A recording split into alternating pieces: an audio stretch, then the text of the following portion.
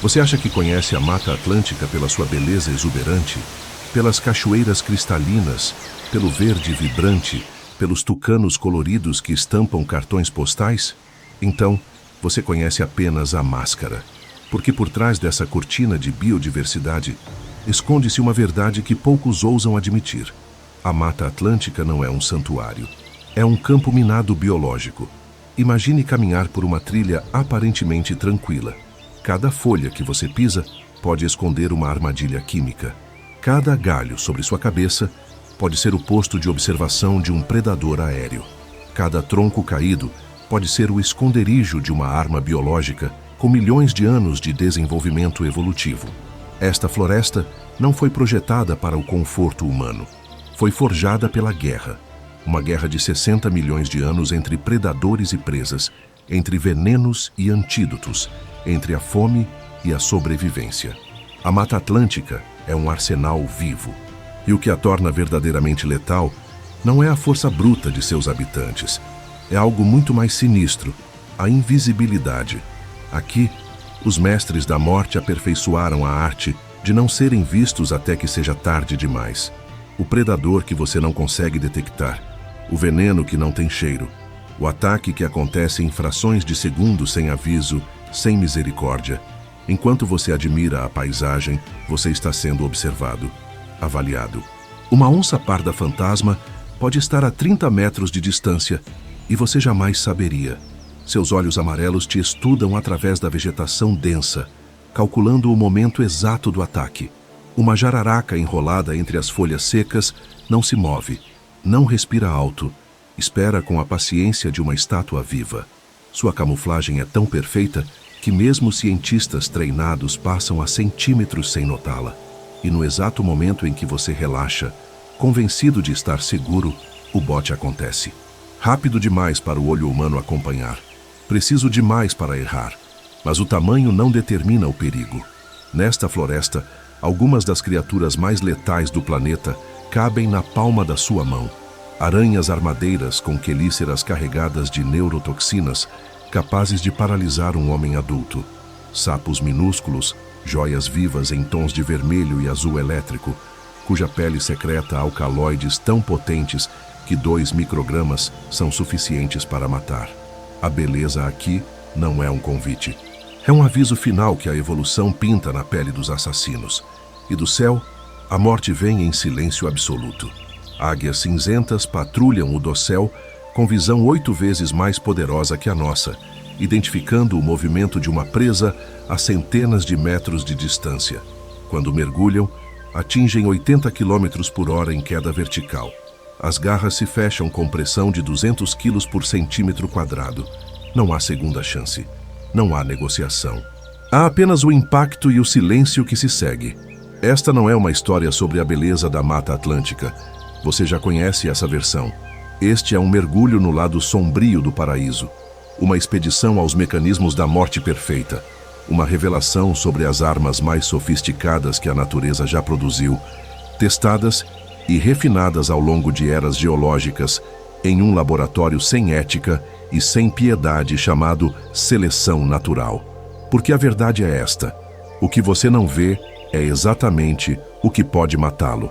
E nesta floresta, a invisibilidade foi elevada à categoria de arte suprema. Cada predador que você está prestes a conhecer é um mestre dessa arte. Cada um desenvolveu sua própria arma exclusiva. Cada um representa milhões de anos de aperfeiçoamento letal. Você vai descobrir por que a mordida da onça parda não esmaga, mas perfura diretamente o cérebro. Vai entender como uma jararaca enxerga o calor do seu sangue através da pele, usando órgãos sensoriais que humanos nem sequer possuem. Vai testemunhar em câmera macro as estruturas microscópicas que transformam uma aranha em uma seringa ambulante carregada com um dos venenos mais estudados pela ciência militar. Vai aprender por que povos indígenas banhavam suas flechas no suor de um sapo minúsculo. E vai observar em câmera lenta o momento exato em que a morte alada materializa-se do nada para reivindicar sua presa. Mas esta jornada vai além da fascinação mórbida. Porque estes assassinos invisíveis guardam segredos que podem salvar sua vida. Literalmente, o veneno que mata também cura. A toxina que paralisa também ensina. Cada predador da Mata Atlântica é uma biblioteca farmacêutica viva, carregando fórmulas químicas que a ciência humana ainda está começando a decifrar. Medicamentos que controlam sua pressão arterial foram desenvolvidos a partir do veneno de serpentes daqui. Pesticidas revolucionários estão sendo criados com base nas toxinas de aranhas. A tecnologia de visão térmica que guia mísseis foi inspirada nos sensores de calor das víboras. A Mata Atlântica não é apenas mortal, é uma mina de ouro evolutiva, um tesouro científico ambulante, e está desaparecendo, queimando, sendo cortada, envenenada, fragmentada. E com ela desaparecem fórmulas químicas que a evolução levou 60 milhões de anos para criar, soluções para doenças que ainda nem conhecemos, tecnologias que jamais imaginaremos, porque os arquivos vivos que as continham foram extintos antes mesmo de serem estudados. Então, se você quer descobrir o que realmente espreita nas sombras da floresta mais mortal das Américas, se está pronto para encarar os mestres da emboscada e entender por que cada um deles é uma obra-prima de engenharia letal, aperte o like e se inscreva neste canal, porque a caçada está prestes a começar. E você precisa entender que não somos os caçadores nesta história. Nunca fomos. Somos apenas visitantes temporários em um território que pertence aos verdadeiros senhores da morte invisível. E eles estão observando. A Mata Atlântica que você vê nos documentários é uma mentira conveniente. Chamam-na de pulmão verde, de patrimônio natural, de santuário da biodiversidade.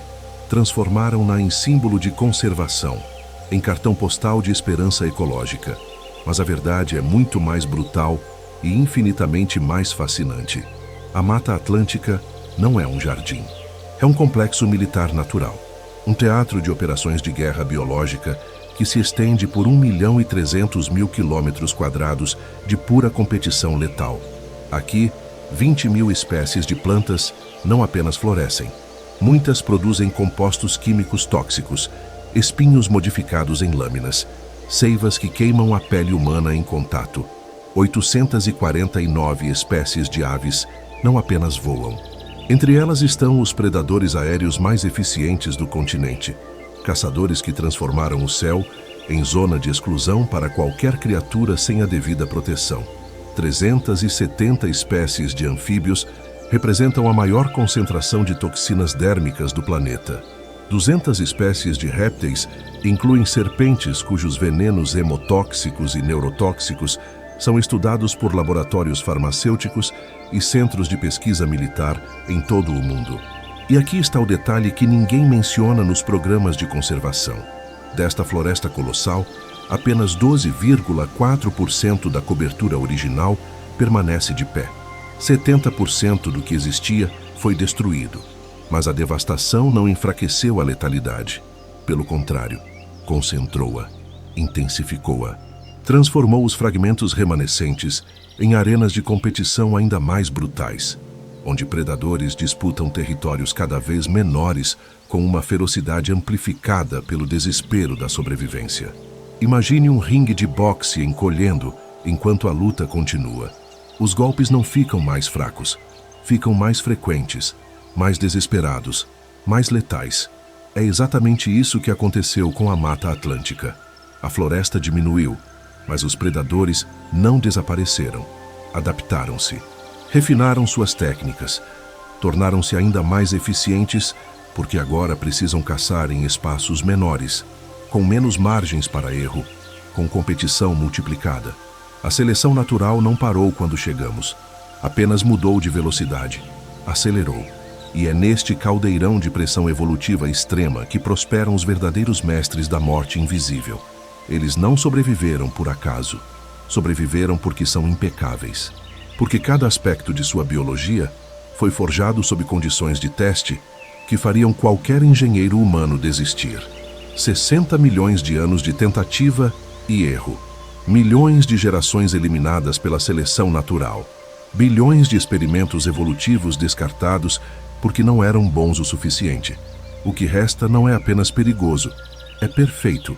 Vamos falar sobre o que torna esta floresta um arsenal funcional, porque não se trata apenas de ter predadores. Savanas africanas têm leões. Florestas boreais têm lobos. O que torna a Mata Atlântica única é a diversidade de estratégias letais operando simultaneamente no mesmo território. É um portfólio completo de táticas de eliminação. A primeira função vital deste ecossistema predatório é o controle populacional por eliminação seletiva. Predadores não matam aleatoriamente, matam estrategicamente. Uma onça parda não desperdiça energia atacando uma presa saudável e veloz quando pode emboscar um animal ferido ou doente. Uma jararaca não gasta veneno precioso em alvos que não contribuem para sua sobrevivência. O resultado deste abate cirúrgico é um ecossistema onde apenas os mais aptos se reproduzem, onde doenças não se espalham porque os vetores são eliminados antes de infectar a população, onde recursos limitados não são desperdiçados, sustentando indivíduos comprometidos. Parece cruel aos olhos humanos, mas é precisamente este sistema de controle de qualidade implacável que mantém a floresta funcionando há milhões de anos com uma eficiência que nenhuma gestão humana jamais alcançou. Predadores são os analistas de dados do ecossistema. Eles leem informações que nem percebemos. O movimento ligeiramente descoordenado que revela uma infecção parasitária. O odor químico que indica um sistema imunológico comprometido. A hesitação que denuncia fadiga crônica. E eliminam o problema antes que se torne uma epidemia. A segunda função é ainda mais sofisticada. A arquitetura do terror. Predadores não precisam estar presentes para controlar o comportamento de suas presas. Apenas a possibilidade de sua presença é suficiente. Um veado que pasta próximo a uma área onde onças foram avistadas não come tranquilamente. Levanta a cabeça a cada poucos segundos. Permanece em alerta constante. Gasta energia em vigilância que poderia usar para crescimento ou reprodução. Move-se mais, alimenta-se menos, estressa-se constantemente. Este medo constante não é crueldade, é geometria ecológica, porque um veado estressado e vigilante não sobrepastoreia uma área, não destrói completamente a vegetação de um local antes de seguir adiante. O medo o mantém em movimento, distribuindo o impacto de sua alimentação por uma área maior. O predador, mesmo invisível, mesmo dormindo a quilômetros de distância, está moldando o comportamento de centenas de presas simultaneamente. Está desenhando os fluxos de nutrientes da floresta. Está determinando quais plantas serão comidas e quais sobreviverão para se reproduzir. Está literalmente esculpindo a paisagem através do terror. E a terceira função vital é a mais impressionante. A Mata Atlântica opera como um laboratório evolutivo de armas em escala industrial. Aqui não existe armistício. Não existem pausas na corrida armamentista. Enquanto predadores desenvolvem venenos mais potentes, presas desenvolvem resistências. Enquanto caçadores aprimoram camuflagem, alvos evoluem melhores sistemas de detecção. O resultado é uma espiral ascendente de sofisticação que não tem equivalente em ambientes menos competitivos. Considere a jararaca. Seu veneno não é um composto único. É um coquetel farmacológico complexo, com mais de 50 proteínas diferentes, cada uma com função específica. Algumas destroem tecido para facilitar a dispersão. Outras atacam o sistema de coagulação sanguínea, causando hemorragias internas. Outras ainda paralisam os músculos, impedindo a fuga. Não é apenas veneno, é uma arma química de múltiplos estágios, desenvolvida ao longo de milhões de anos de testes em campo contra presas que constantemente evoluíam contra medidas. Cada toxina é uma solução para um problema específico. Presas desenvolveram peles mais grossas? Evolua enzimas que dissolvem colágeno. Desenvolveram coagulação sanguínea mais rápida para selar feridas? Evolua anticoagulantes mais potentes. Desenvolveram resistência neurológica? Mude o alvo molecular da neurotoxina. É design iterativo puro. É inteligência artificial natural, onde o algoritmo é a própria morte e a função de custo é a sobrevivência ou extinção. E este laboratório natural produziu inovações que humanos jamais conceberiam. Considere as focetas termorreceptoras das serpentes, órgãos especializados entre os olhos e as narinas que detectam radiação infravermelha. Estes sensores são tão sensíveis que uma jararaca pode enxergar a diferença de temperatura de 0,03 de grau Celsius. Ela pode detectar um rato de sangue quente a 1 metro de distância, na escuridão total, com precisão suficiente para calcular distância, tamanho e até taxa metabólica da presa. É tecnologia de imagem térmica biológica que opera com 0 watts de energia, sem baterias, sem manutenção, autorregenerando-se continuamente. Humanos inventaram visão térmica na década de 1960. Serpentes a possuem há 20 milhões de anos. E a versão natural ainda é, em muitos aspectos, superior. Mais sensível, mais compacta, com melhor resolução em relação ao tamanho do sensor. Quando engenheiros militares estudam estas fossetas, não estão apenas copiando. Estão tentando entender princípios que a evolução descobriu através de incontáveis iterações e que nossa física ainda está decifrando. Mas a prova suprema da resiliência deste sistema predatório não está em sua sofisticação. Está em sua capacidade de sobreviver ao impacto humano. 500 anos de devastação. Cidades construídas. Florestas cortadas. Monoculturas plantadas. Agrotóxicos despejados. E ainda assim os predadores permanecem. Adaptados. Modificados. Operando em fragmentos florestais que deveriam ser pequenos demais para sustentá-los. Onças pardas foram documentadas caçando em fragmentos de apenas 50 quilômetros quadrados. Teoricamente impossível. Estes animais precisam de territórios de 200 quilômetros quadrados para sobreviver. Mas aqui estão eles, redefinindo as regras conforme avançam. Caçando mais próximo de áreas humanas, alterando padrões de atividade para evitar contato, expandindo dietas para incluir presas que antes ignoravam. Eles não estão apenas sobrevivendo, estão improvisando, estão demonstrando uma plasticidade comportamental que desafia tudo o que sabíamos sobre ecologia de grandes predadores. Jararacas foram encontradas em fragmentos urbanos, parques municipais, jardins residenciais, lugares onde não deveriam existir predadores de topo. Mas ali estão elas, camufladas entre canteiros de flores, caçando ratos urbanos, adaptando técnicas de emboscada desenvolvidas em florestas primárias para operar em ambientes completamente artificiais. A seleção natural não parou, apenas mudou de cenário. Esta capacidade de adaptação não é acidental. É consequência direta da pressão extrema sob a qual estes animais evoluíram. A Mata Atlântica sempre foi um ambiente de alta rotatividade. Sempre teve eventos climáticos dramáticos. Sempre impôs desafios severos. Os animais que aqui sobreviveram são descendentes de linhagens que já enfrentaram e superaram catástrofes planetárias, mudanças climáticas, eras glaciais, períodos de seca extrema, competição com outras espécies invasoras vindas de outros biomas. Cada predador que você está prestes a conhecer em detalhe íntimo carrega em seu DNA a memória genética de sobreviventes supremos. Não são frágeis, não são delicados. São resistentes de maneiras que mal começamos a compreender. E é exatamente esta resiliência que torna sua destruição atual tão tragicamente desnecessária. Porque não estamos enfrentando espécies frágeis que desaparecem ao menor distúrbio. Estamos destruindo máquinas de sobrevivência quase indestrutíveis através de um esforço deliberado e sustentado de devastação. E aqui reside a conexão causa-efeito que fecha este ato. Estes predadores não existem isoladamente. Eles são as peças-chave que mantêm todo o sistema funcionando. Remova as onças e a população de herbívoros explode, devastando a vegetação. Remova as serpentes e roedores se multiplicam, consumindo sementes e impedindo regeneração florestal. Remova as águias e a pressão predatória sobre aves menores diminui, alterando toda a dinâmica de dispersão de sementes no dossel. Remova os anfíbios tóxicos e o controle de insetos colapsa, permitindo explosões populacionais de pragas. Este arsenal predatório não é um luxo ecológico. É a infraestrutura crítica da floresta. São os engenheiros invisíveis que mantêm os sistemas em equilíbrio. E este equilíbrio não é estático, é dinâmico.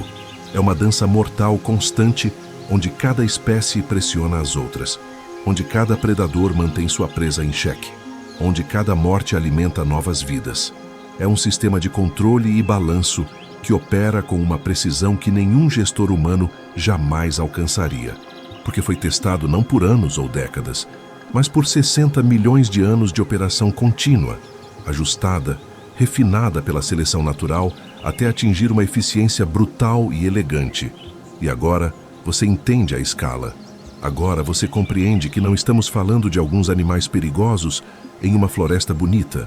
Estamos falando de um sistema militar ecológico completo, de uma máquina de guerra evolutiva que transformou a sobrevivência em ciência exata, de um arsenal que contém as armas mais sofisticadas que a biologia já produziu.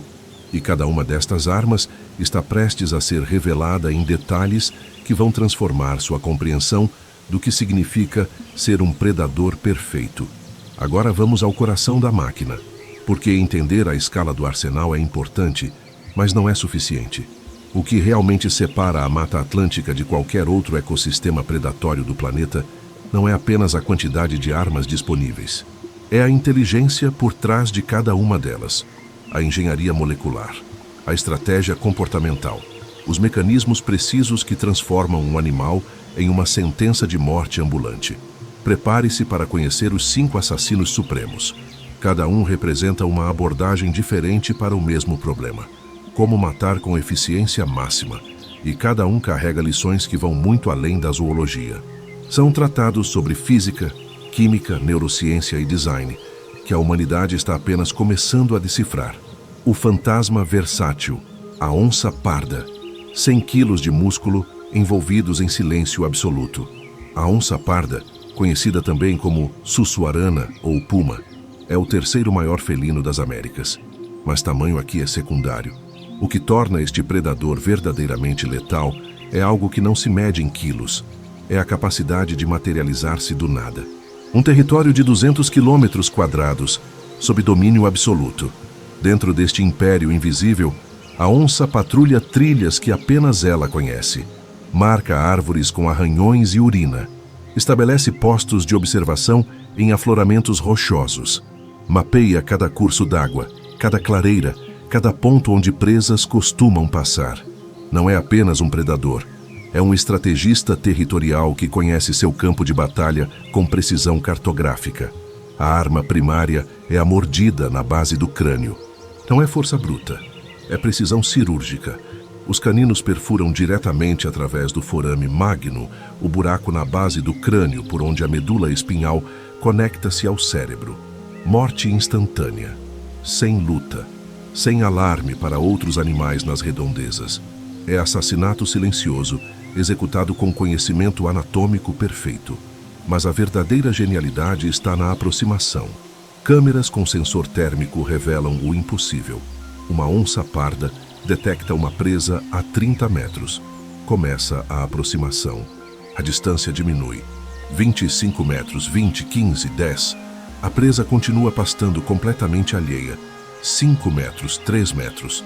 A onça está agora tão próxima que poderia tocar a presa estendendo a pata. E ainda não houve um único som. Nenhum galho quebrado. Nenhuma folha farfalhando alto demais. Nenhuma respiração audível. Como é possível? Adaptações biomecânicas extremas. As patas têm coxins plantares que funcionam como amortecedores naturais. Cada passo é colocado com deliberação calculada, testando o terreno antes de transferir o peso completo. A musculatura das pernas permite movimento em câmera lenta, controlando cada fibra para evitar movimentos bruscos que fariam barulho. E o mais impressionante, a onça ajusta sua aproximação baseada no comportamento da presa. Se o animal levanta a cabeça, ela congela, transformando-se em estátua viva. Pode permanecer imóvel por minutos até que a presa volte a se alimentar. Então o avanço recomeça. Esta não é caça instintiva, é caça inteligente. Cada onça aprende e refina suas técnicas ao longo da vida. Onças jovens têm taxa de sucesso de 20%. Onças experientes alcançam 80%. A diferença não é força ou velocidade, é conhecimento acumulado, é leitura de comportamento, é paciência transformada em virtude letal. E quando o ambiente muda, a onça muda com ele.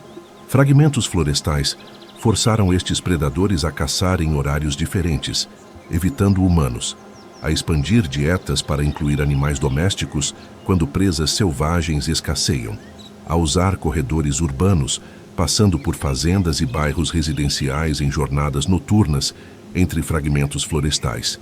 Não é degeneração, é adaptação em tempo real. É inteligência comportamental operando na velocidade da necessidade. A rainha da emboscada química. A jararaca, 1,5 metro de farmácia ambulante.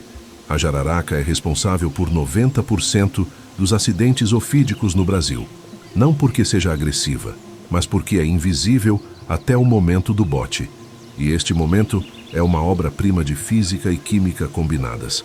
A camuflagem não é apenas padrão de cores, é adaptação termorreguladora. A pele da jararaca muda sutilmente de tonalidade conforme a temperatura ambiente, ajustando-se ao substrato sobre o qual repousa.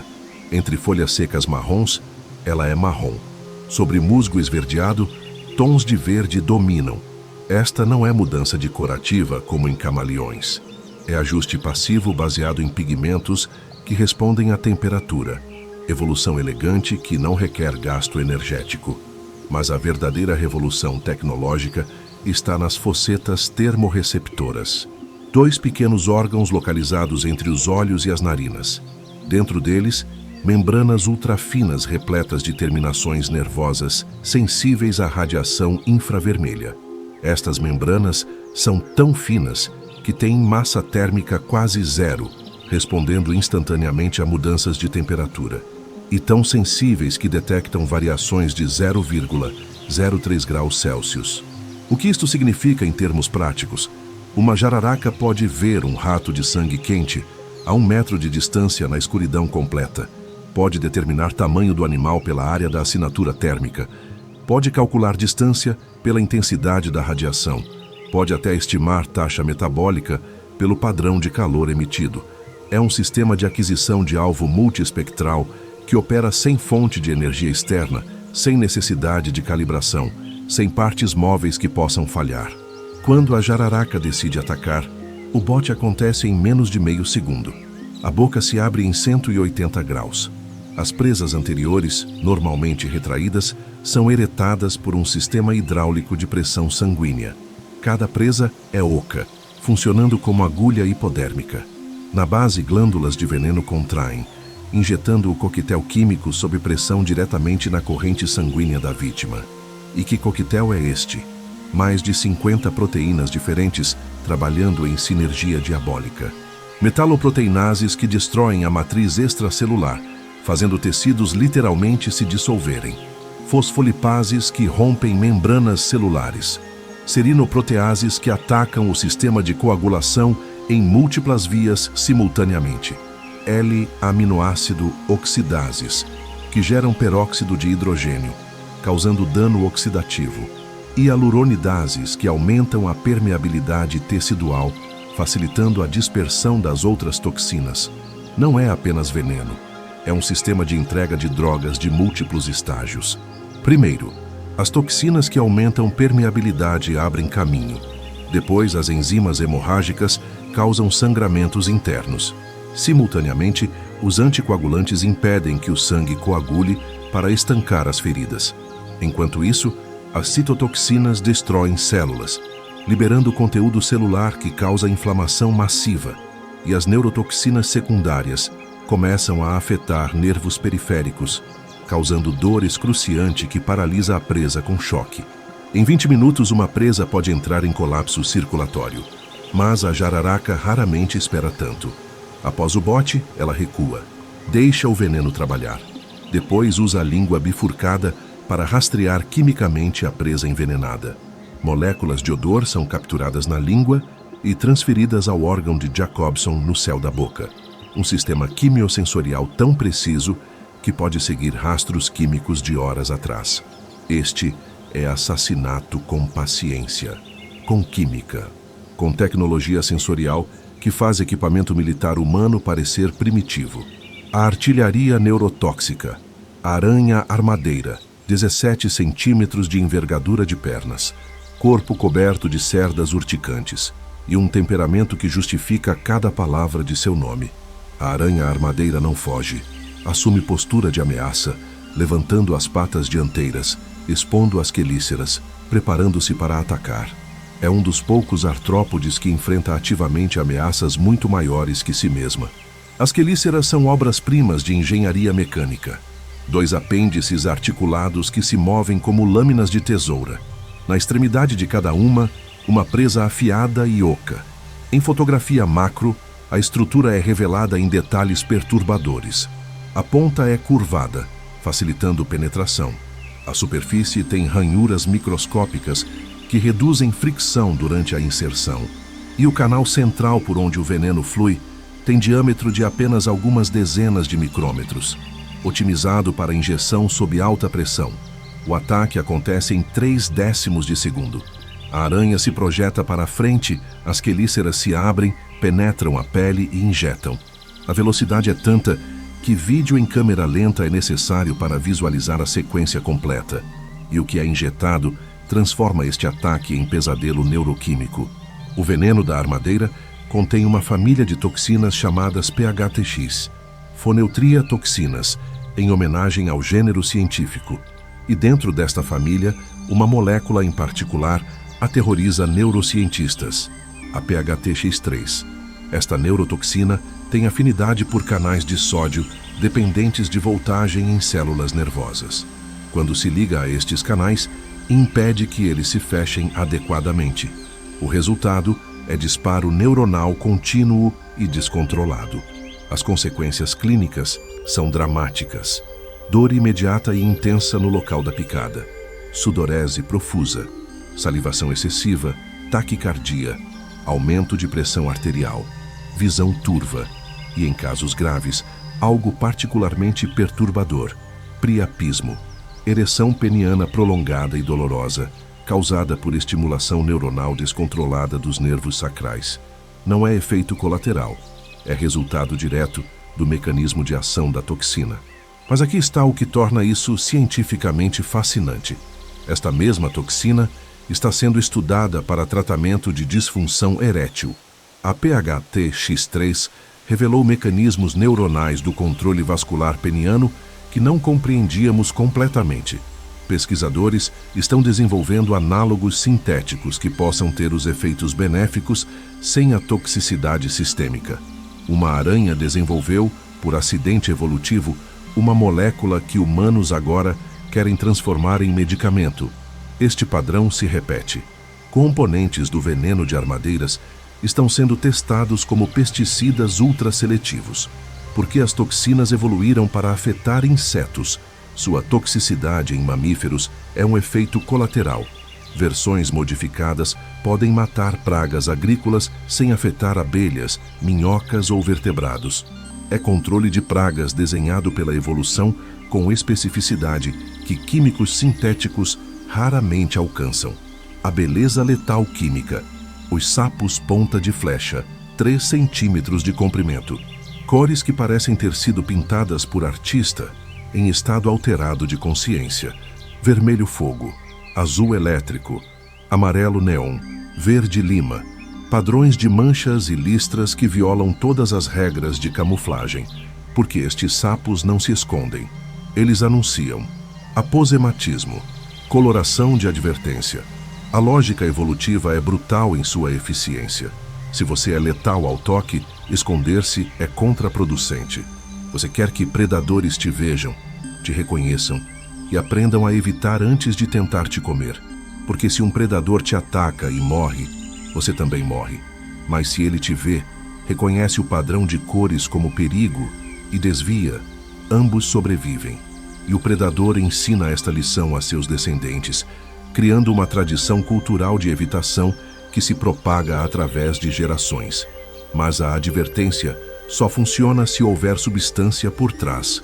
E a pele destes sapos secreta alcaloides, batracotoxinas. Moléculas pequenas, mas com efeito farmacológico devastador. Como as toxinas da armadeira, batracotoxinas se ligam a canais de sódio, mas em vez de impedir fechamento, elas forçam abertura permanente. O resultado é despolarização irreversível de células nervosas e musculares. 2 microgramas são letais para um humano adulto. 2 grãos de sal. Esta quantidade microscópica é suficiente para causar arritmia cardíaca fatal, porque quando canais de sódio no músculo cardíaco ficam permanentemente abertos, o coração não consegue mais se repolarizar entre batidas. Entra em fibrilação. Para de bombear sangue efetivamente. Morte por colapso circulatório em minutos. Povos indígenas da Colômbia e do Equador conhecem este poder há milênios. O nome sapo ponta de flecha vem da prática de esfregar pontas de dardos na pele do animal, transferindo as toxinas. Uma flecha assim preparada permanece letal por mais de 1 ano. Um arranhão superficial é suficiente. A presa foge, mas o veneno já está circulando. Em minutos colapsa. O caçador simplesmente segue o rastro. É tecnologia de caça desenvolvida através de observação da natureza. E aqui está o detalhe mais intrigante. Os sapos não sintetizam as batracotoxinas.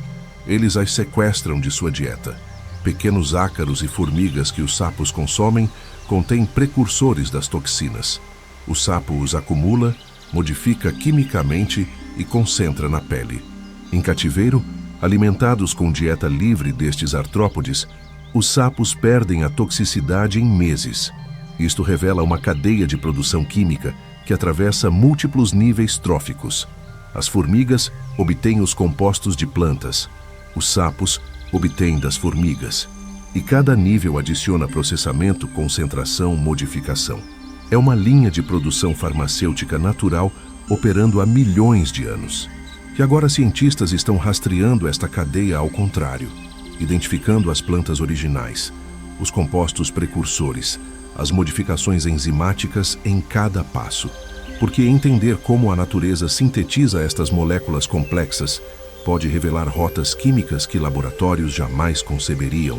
Pode fornecer templates para novos medicamentos, novos pesticidas, novas ferramentas farmacológicas. A morte alada do dossel.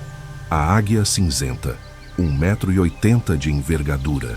Plumagem em tons de cinza e branco, que se funde com o céu quando vista de baixo. E olhos que veem o mundo em resolução que humanos só alcançam com binóculos de alta potência. A águia cinzenta é o predador aéreo supremo da Mata Atlântica. A visão é a ferramenta primária. Olhos do tamanho de olhos humanos, mas em um crânio 20 vezes menor. Isto requer otimização extrema. A retina contém 1 milhão de fotorreceptores por milímetro quadrado, 5 vezes a densidade da retina humana. O resultado é acuidade visual 8 vezes superior. Uma águia pode distinguir detalhes a 800 metros que humanos só veriam a 100. Mas não é apenas resolução, é processamento. O cérebro da águia dedica proporcionalmente muito mais volume ao processamento visual que o humano. Pode detectar movimento minúsculo contra fundos complexos. Pode rastrear múltiplos alvos simultaneamente. Pode calcular trajetórias de interseção em tempo real enquanto voa a velocidades que fariam humanos enjoar. Quando identifica uma presa, o ataque é matemática pura. A águia ajusta a posição calculando ângulo e velocidade necessários. Depois, dobra as asas e mergulha. A aerodinâmica muda completamente. De planar com sustentação máxima para cair com arrasto mínimo. Velocidade aumenta. 40 km por hora, 60, 80, em queda quase vertical, atravessando camadas de ar com densidades diferentes, turbulências, correntes ascendentes. E mantém o alvo visualmente centrado durante toda a descida. 3 segundos antes do impacto, as garras são estendidas para frente. Cada garra tem 4 dedos com garras curvadas de 5 centímetros. A pegada é configurável. Para presas pequenas, 3 dedos na frente e 1 atrás. Para presas maiores, 2 em cada lado, maximizando a área de contato. E a pressão que podem exercer é monstruosa. 200 kg por centímetro quadrado. Suficiente para perfurar couro, quebrar ossos, penetrar profundamente em tecido muscular. O impacto é devastador. A câmera lenta revela detalhes horríveis e fascinantes. A presa, geralmente um macaco ou preguiça, está no galho. Não viu a águia contra o céu. Não ouviu aproximação porque não houve som de asas batendo. Apenas o assobio do ar sendo cortado. E então, as garras fecham. Duas perfuram o tórax. Uma pega a coluna. Outra se fecha na base do crânio. A águia não para. Usa o momento da queda para arrancar a presa do galho e continuar voando, agora carregando o peso adicional. A força necessária para isso é absurda. Não apenas manter voo, mas acelerar carregando um animal que pode pesar metade do peso da águia. Músculos peitorais representam 40% da massa corporal total.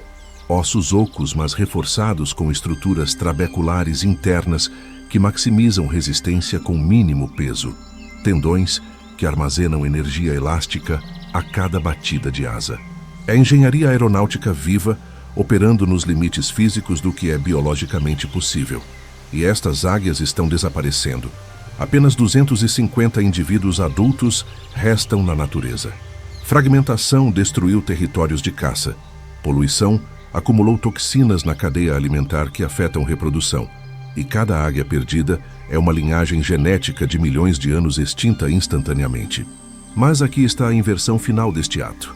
Estes 5 assassinos, cada um representando o ápice evolutivo em sua categoria, não existem para nos impressionar. Existem porque funcionam e estão nos ensinando lições que podem salvar vidas humanas. O veneno da jararaca deu origem ao captopril, medicamento antihipertensivo usado por milhões. A tecnologia térmica de serpentes inspirou sistemas de busca e rastreamento militar. Toxinas de aranhas estão sendo transformadas em pesticidas que não matam polinizadores. Batracotoxinas revelam mecanismos neurais fundamentais. E o design aerodinâmico de águias informa projetos de aeronaves.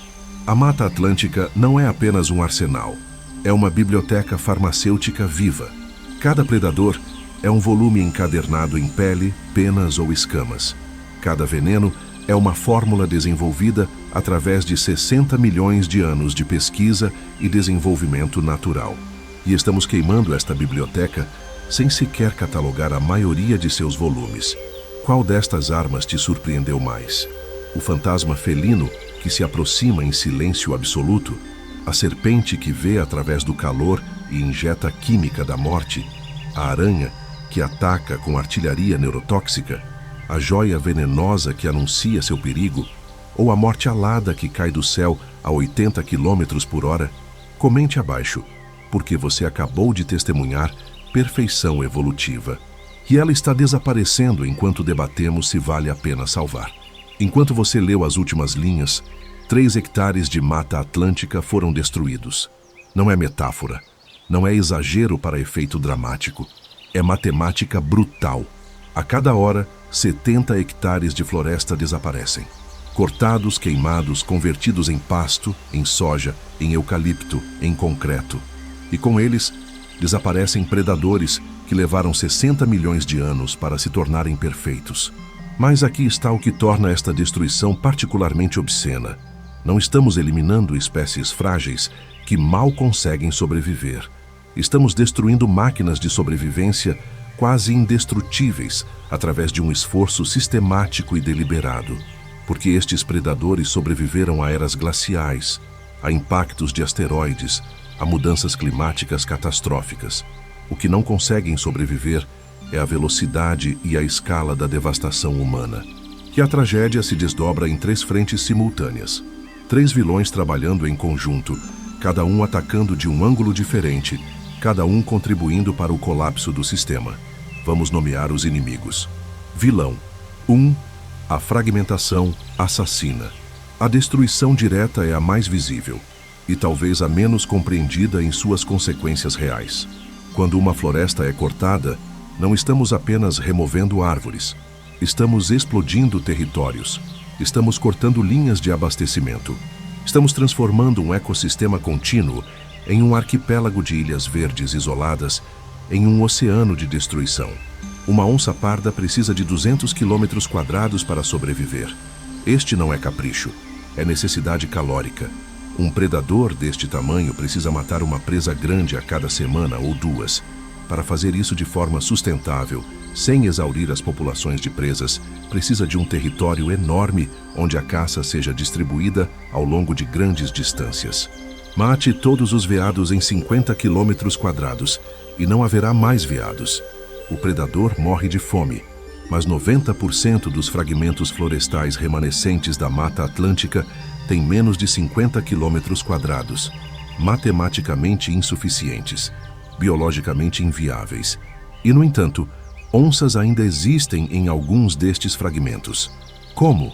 Pagando um preço terrível. Primeiro, expandindo o território para áreas de risco, cruzando fazendas à noite, caçando gado porque presas selvagens escassearam, e sendo mortas por fazendeiros que protegem seus animais. Não é conflito, é matemática. Esprememos um predador que precisa de 200 quilômetros quadrados em um fragmento de 30. Ele faz o que a evolução o programou a fazer. Procura alimento. E morre por isso. Segundo, reprodução comprometida. Em territórios pequenos, as onças que permanecem são frequentemente aparentadas. Pai cruza com filha, irmão com irmã. A primeira geração parece normal. A segunda começa a mostrar problemas. Taxa de natalidade cai. Defeitos genéticos aparecem. Resistência a doenças diminui. Em 5 gerações, a população entra em espiral de extinção por depressão endogâmica. Não por falta de floresta tecnicamente, mas por falta de diversidade genética que apenas grandes populações conectadas podem manter. Este padrão se repete em escala. Jararacas em fragmentos pequenos têm menor variabilidade genética. Quando um patógeno novo surge, não há diversidade suficiente para que alguns indivíduos sejam naturalmente resistentes. A população inteira colapsa. Armas químicas desenvolvidas ao longo de milhões de anos, extintas em uma geração por um fungo ou bactéria contra os quais não há defesa genética disponível. Águias cinzentas precisam de territórios ainda maiores, 500 quilômetros quadrados por casal, porque não caçam apenas em um local. Patrulham extensas áreas, aproveitando variações sazonais na disponibilidade de presas. Fragmente isto e você força casais a competir por territórios sobrepostos. Brigas territoriais aumentam, energia gasta em conflito em vez de reprodução. Ninhos são abandonados, filhotes não nascem. E quando nascem enfrentam outro problema, falta de parceiros não aparentados. Com apenas 250 indivíduos em toda a Mata Atlântica, cada águia tem opções limitadíssimas. Cruzamento entre primos torna-se norma.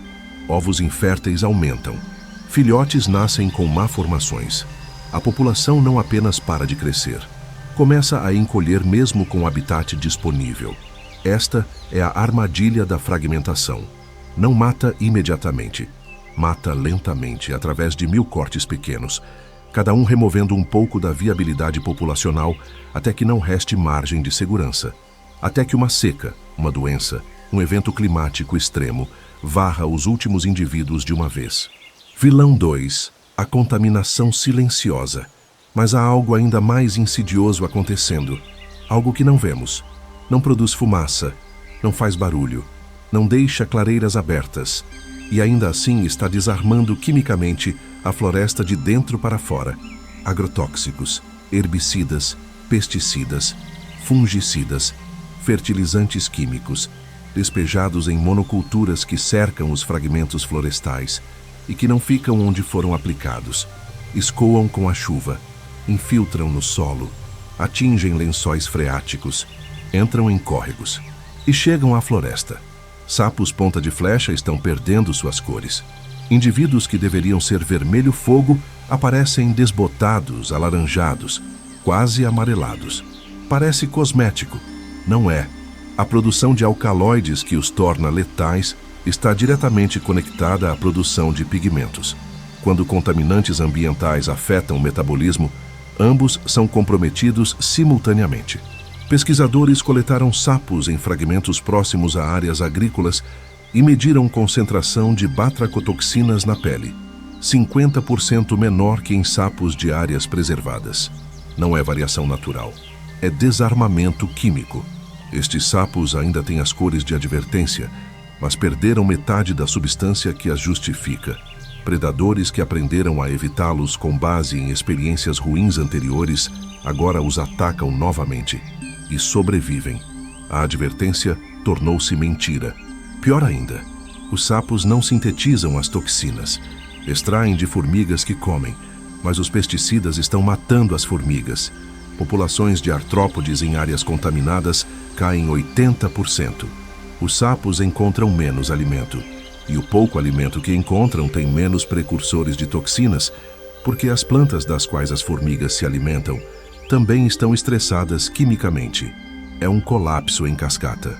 O veneno entra na base da cadeia alimentar e propaga seus efeitos para cima, nível por nível, até atingir os predadores de topo que dependem da integridade química de todo o sistema. Jararacas enfrentam ameaça diferente, mas igualmente letal.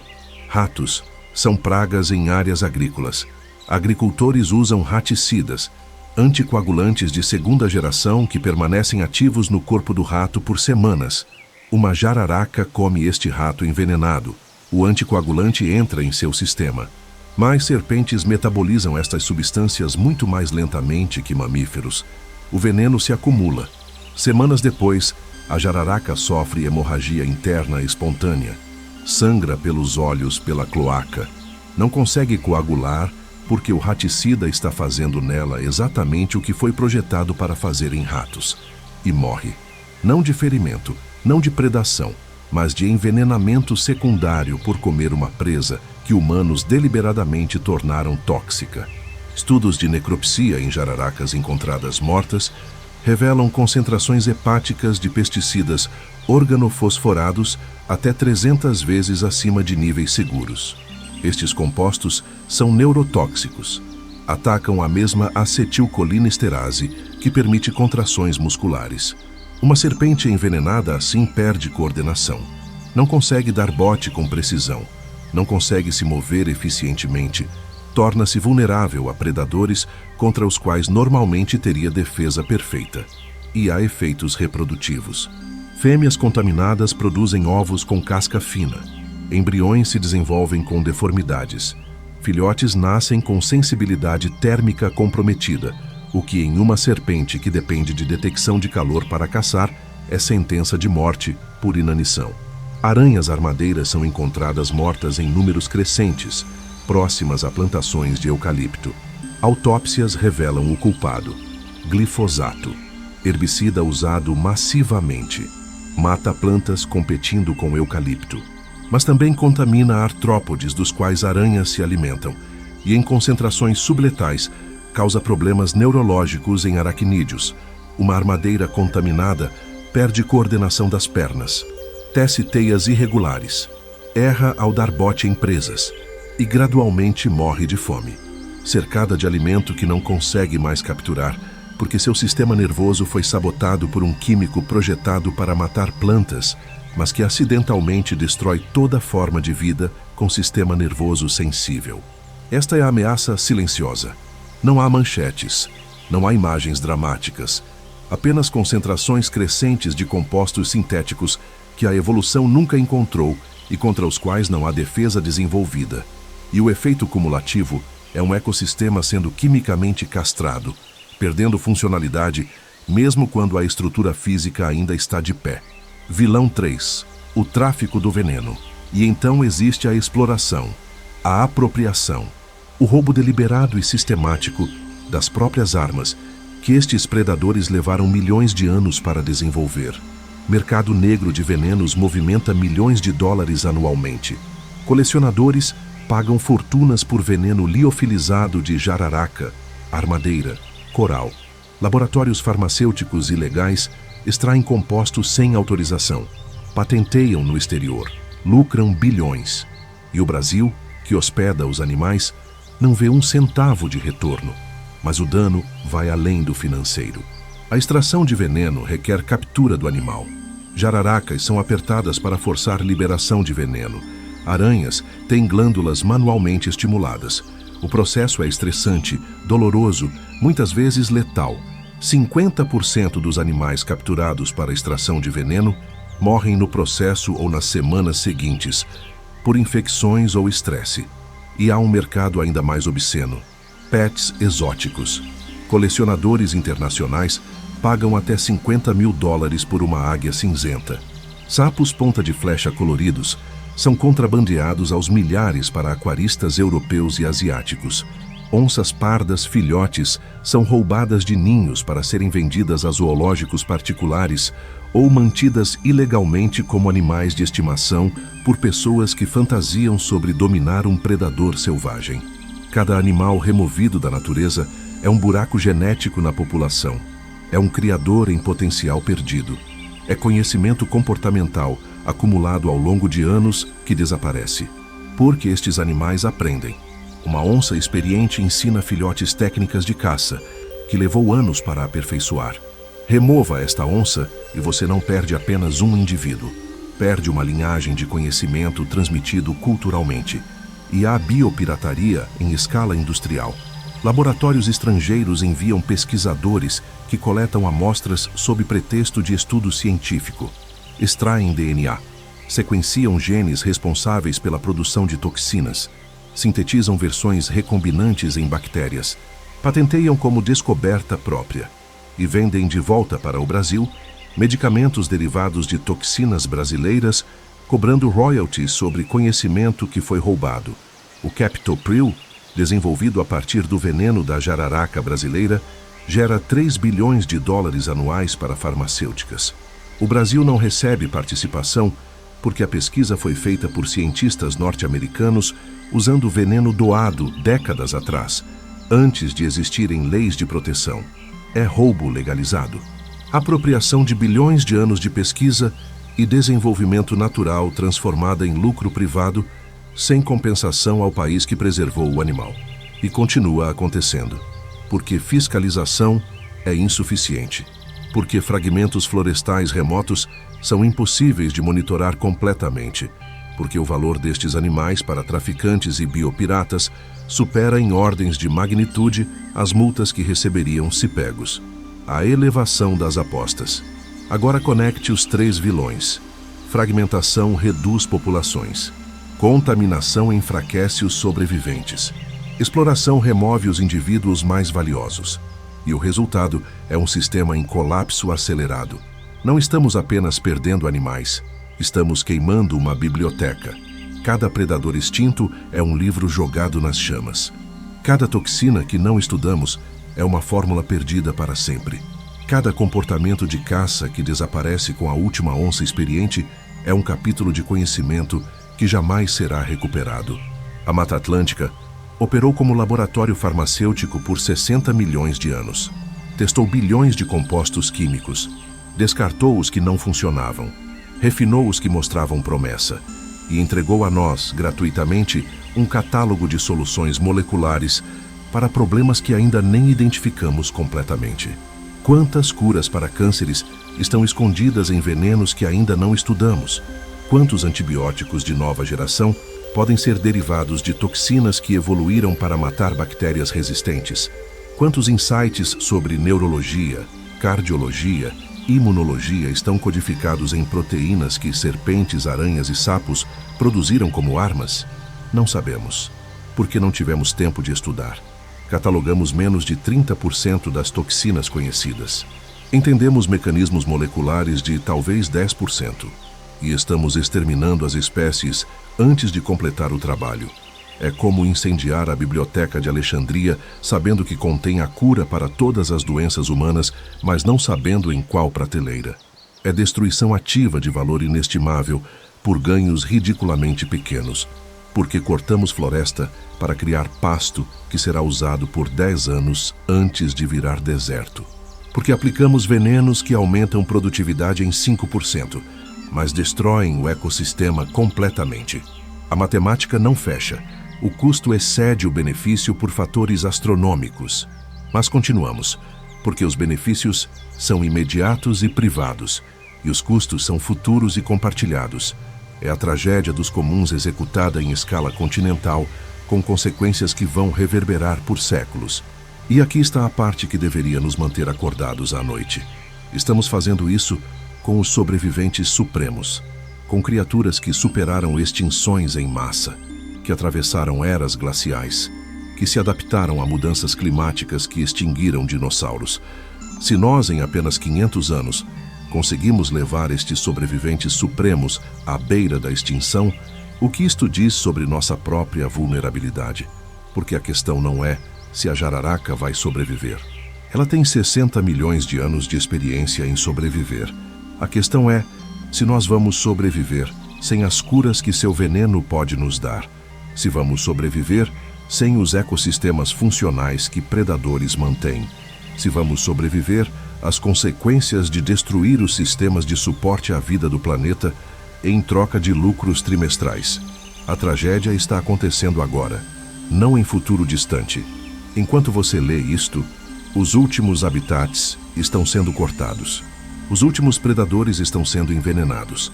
As últimas bibliotórias químicas estão queimando.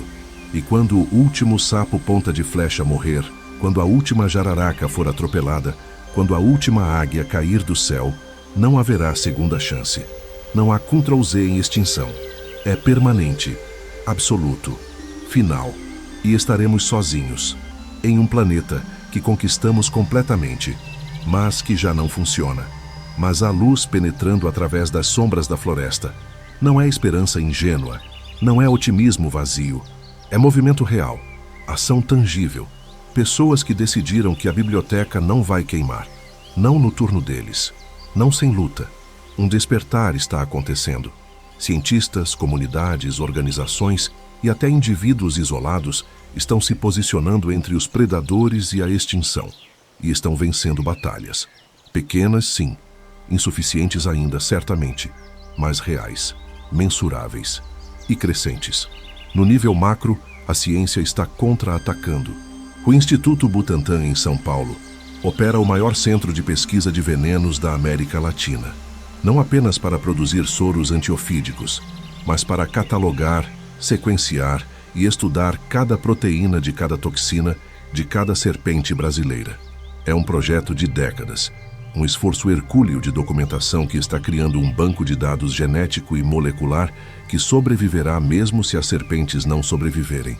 Parece derrotista. Não é. Porque com sequências genéticas preservadas, podemos produzir toxinas sinteticamente. Podemos estudá-las mesmo sem capturar mais animais.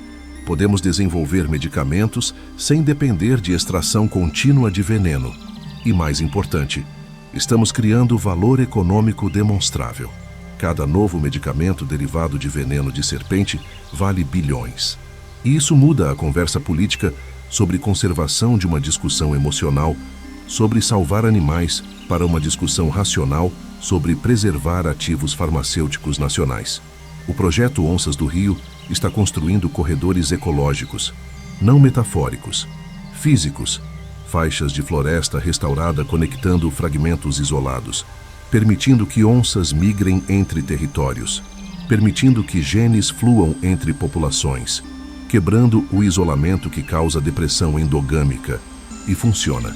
Colares com GPS em onças mostram que elas usam os corredores. Cruzam áreas que antes eram barreiras intransponíveis. Encontram parceiros não aparentados. Populações antes condenadas agora têm futuro genético. E há tecnologia sendo empregada. Drones com câmeras térmicas mapeando movimentos de predadores noturnos. Inteligência artificial analisando padrões de vocalização para identificar indivíduos. Câmeras trap ativadas por movimento, catalogando biodiversidade em tempo real. Não é apenas observação. São dados que informam decisões, que mostram quais áreas são críticas, quais corredores são mais usados, quais fragmentos têm populações viáveis e quais precisam de reforço genético urgente. A rede de sementes da Mata Atlântica restaurou 80 mil hectares nos últimos 5 anos. Não plantando mudas genéricas, mas coletando sementes locais, respeitando diversidade genética regional, recriando a estrutura florestal complexa que predadores precisam. Uma floresta restaurada com espécies erradas não abriga jararacas, não fornece presas para onças, mas uma restauração bem feita, usando o conhecimento ecológico acumulado, recria habitat funcional em décadas em vez de séculos. No nível comunitário, educação está mudando mentalidades. O programa Serpentes da Mata leva biólogos a escolas rurais, não para ensinar crianças a amarem cobras, mas para ensinar a respeitá-las, a entender que 90% das picadas acontecem quando pessoas tentam matar a serpente, que deixá-la ir embora é mais seguro que atacá-la, que jararacas controlam populações de ratos que destroem plantações e transmitem doenças. E funciona. Em comunidades onde o programa opera há 5 anos, mortes de serpentes por medo caíram 70%. Não porque as pessoas agora amam serpentes, mas porque entendem que matá-las é contra o próprio interesse. Que uma jararaca viva no pasto é controle de pragas gratuito e permanente. Que o valor dela viva supera infinitamente o alívio momentâneo de eliminá-la por medo.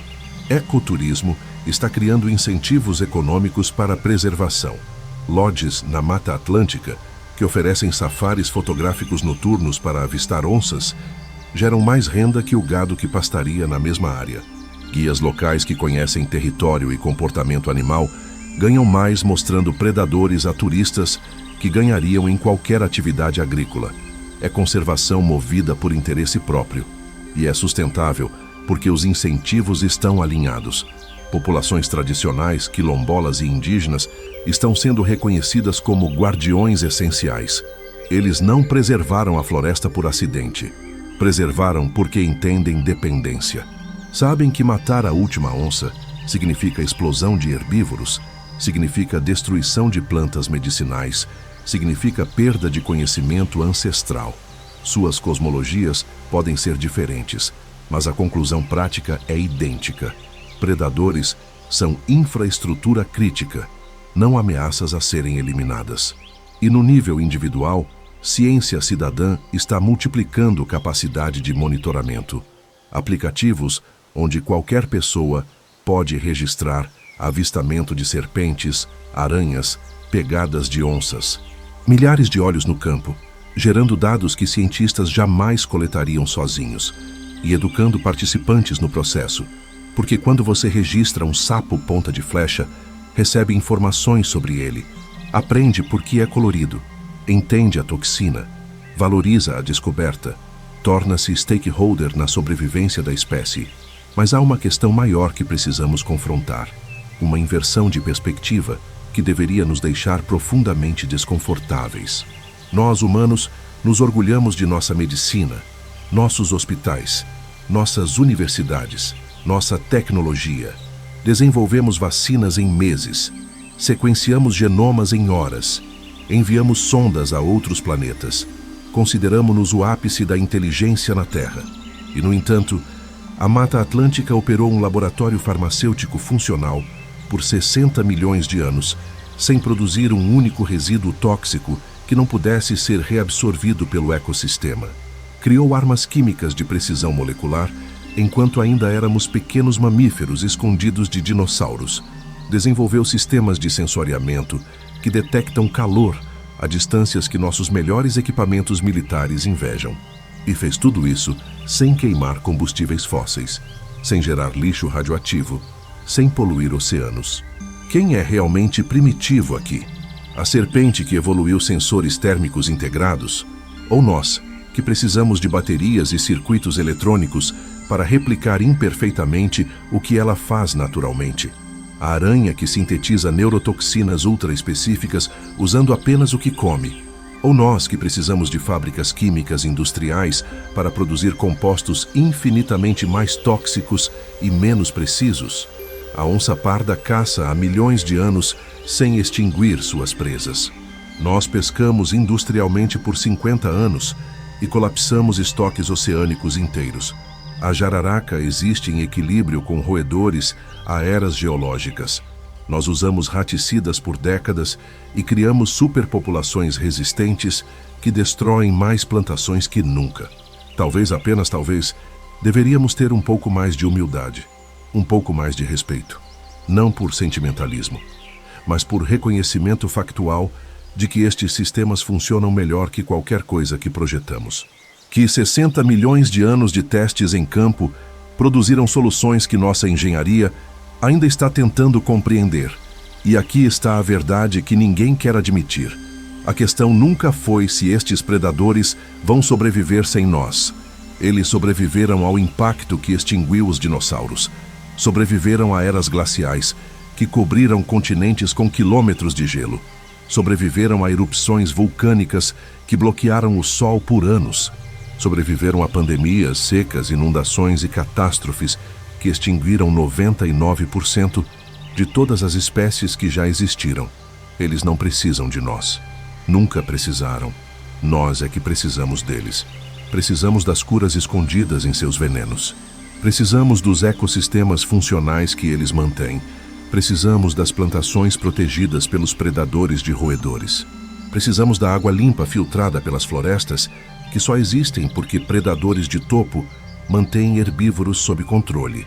Precisamos do conhecimento de como construir sistemas sustentáveis que eles demonstram há milhões de anos. A jararaca não está em perigo. A humanidade sem os medicamentos derivados de seu veneno está. A onça não precisa de salvação. Agricultores que dependem de ecossistemas equilibrados para manter solo fértil precisam. O sapo ponta de flecha vai ficar bem. Somos nós que perderemos quando a última fórmula química viva for extinta antes de ser estudada. Esta é a inversão que precisamos internalizar. Não estamos salvando a natureza por altruísmo. Estamos salvando a nós mesmos. E o relógio está correndo. Este vídeo não é entretenimento. É um despacho do fronte de uma guerra silenciosa pela biodiversidade. Se você entendeu a mensagem, se compreendeu que está em jogo não apenas a sobrevivência de animais, mas a nossa própria capacidade de prosperar em um planeta funcional, então eu não peço que apenas compartilhe o vídeo. Compartilhe a consciência. Fale sobre isso com quem vai ouvir.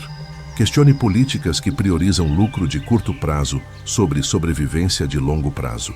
Exija que representantes políticos tratem conservação não como luxo, mas como infraestrutura crítica. Apoie organizações que trabalham no campo. Contribua para reservas privadas.